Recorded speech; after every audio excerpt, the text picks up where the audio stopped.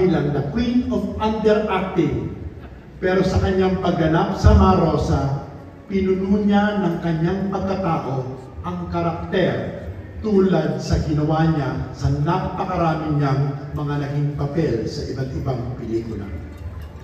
Mula sa una niyang pelikulang Chicas noong 1994, nakita na natin ang kanyang husay sa pagganap. Sa mga pelikulang katulad ng Private Show, Alabok sa Ulap, o Olongapo, The Great American Dream, lalo niyang pinahanga ang mga manonood. Pinatawa niya tayo sa Working Girls 2. Pinaiyak niya tayo sa Mula sa Puso, the movie, bilang si Nanay Magda, ang kanyang iconic role.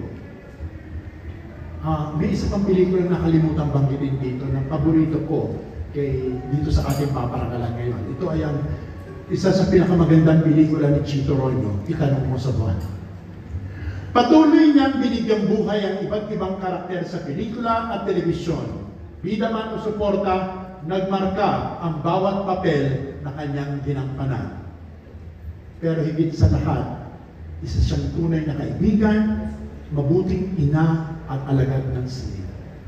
Para sa lahat ng buong pusong ibinigay mo sa amin, maraming salamat, Jane. Hindi ka namin makakalimutan. The Film Development Council of the Philippines bestows an honorary distinction to the unique, the incomparable, and definitely the irreplaceable Jacqueline Jose. Gandang gabi po sa inyong lahat. Hindi ko inasahang makakaakyat pa ako sa entablado sa industriyang ito, pero para sa aking nanay na si Jacqueline Jose, masaya po akong tumatayo dito para tanggapin ang parangal na ito para sa kanya. Maraming salamat po sa Film Development Council of the Philippines sa pagbigay ng parangal na ito sa aking nanay na si Jacqueline Jose. Ako po ay pinagpala na lumaki.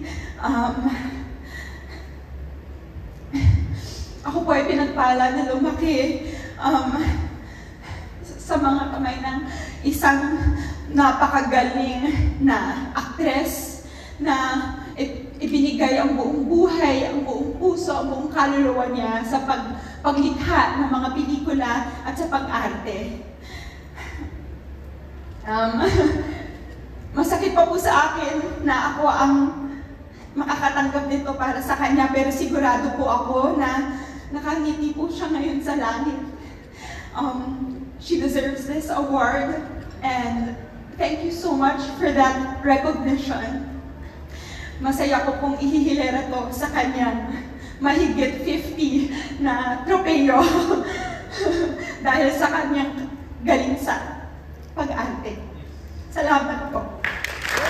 How does it feel like receiving this? Sabi mo nga hindi mo gustong tanggapin yun.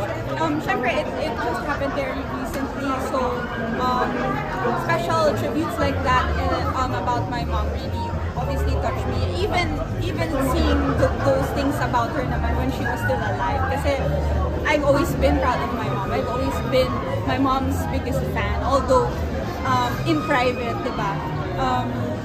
But yeah, I watch and I'm always behind her with all of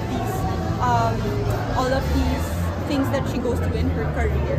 Okay. So, nakaka-proud. So, nanggaling ka from Siargao, bumiyahe ko for this? Yeah, well, nagkataon lang kasi I came to Manila to be with my family for her 40 days. Yes.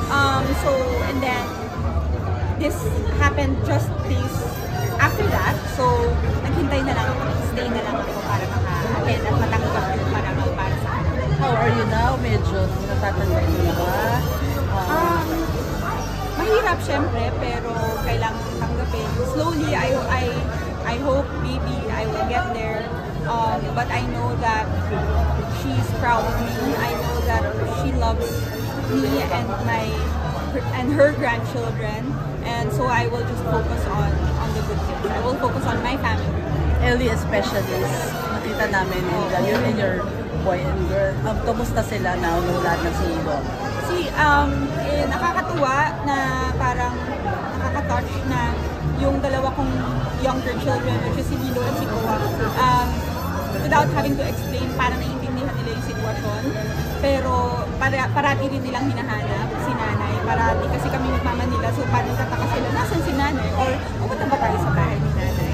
Pero feeling ko ngayon parang medyo naiintindihan nila somehow, which is weird, you know, like kasi bata pa.